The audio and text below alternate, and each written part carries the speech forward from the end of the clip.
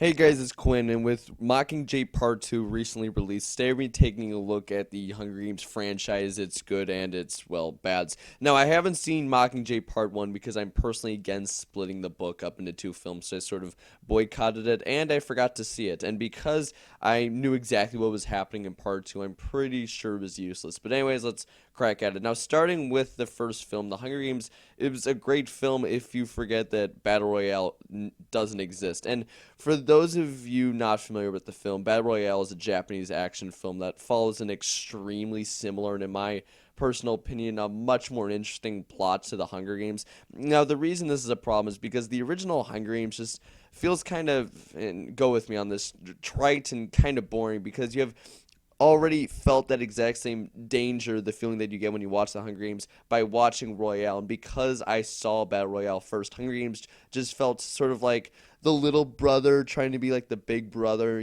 Battle Royale. But I do have to give this film credit. It really takes the sort of teen drama action, whatever you want to call it, and actually makes it interesting. And going into it, I thought that this film was going to be bad because of films such as Twilight, which got poor reception. But I was really surprised, and this film is just a lot of fun. And even though I think Battle Royale is better, definitely, this film is definitely solid and probably somewhere around 7.8 out of 10, around that range. Pretty good, not great, but pretty good. Now I'm gonna skip straight to Mockingjay Part 2 because I feel like just like the Hunger Games, it also has a big glaring problem, and that's the ending. Now, for those of you who haven't seen it, I'm not gonna spoil it or anything like that, but there's a scene, I'll just say, when a main character dies, and that should have been where the film ended. Maybe one scene more, but that's where it should have ended. And everything was pretty much wrapped up at that point. And although the coming scenes, especially the scene right afterwards, sort of gave a further finale to the saga, I would have liked to, I don't know, make up my own conclusions a little bit more about what was going to happen in the future, what was going to happen with Pan Katniss. I would have liked the opportunity to make up an ending for myself that I feel like would have fit better, because the ending, if you've seen it, oh my god, it's just like it stabs you in the heart with it. It's just so it tries to drive home a point too much, and it's kind of ridiculous. But anyways, there was two characters that really stood out for me, and they were Finney and especially President Snow. They were both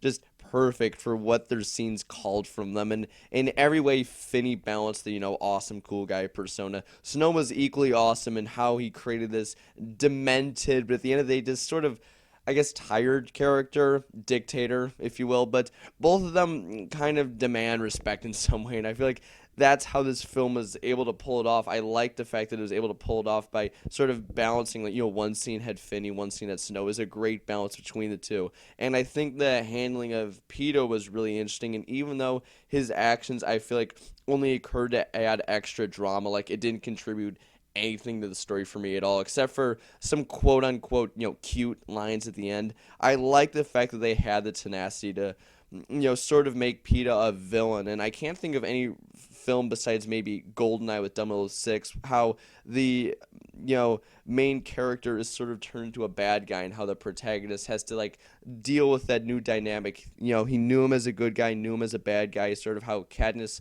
knows PETA as a good and a bad guy. It's a really great balance, and I like that they, went with that throughout this film. Anyways, this film is good, maybe not as good as the first, but 7.4 is what I would rank it.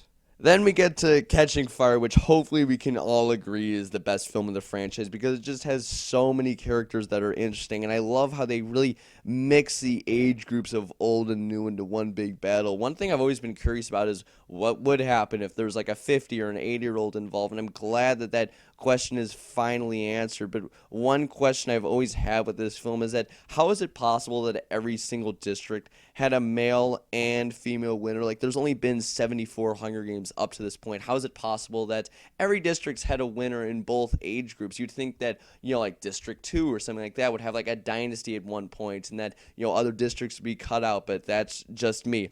But anyways, I love the dynamic in the 75th Hunger Games, and I think the only way it could have been better is if Haymitch was in it.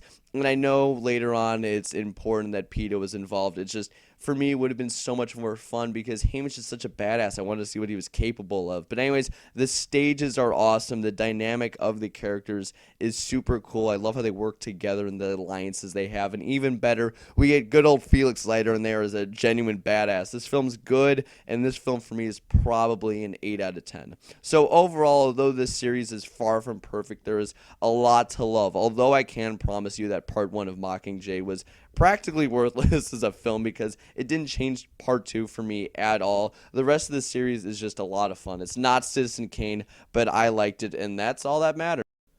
So what do you think of the Hunger Games series? Question, what is your favorite Hunger Games film? Whatever it may be, leave it in the comments section below. And as always, like, share, comment, subscribe for more movie and James Bond content. I'll see you guys next time. Be sure to subscribe. Ciao.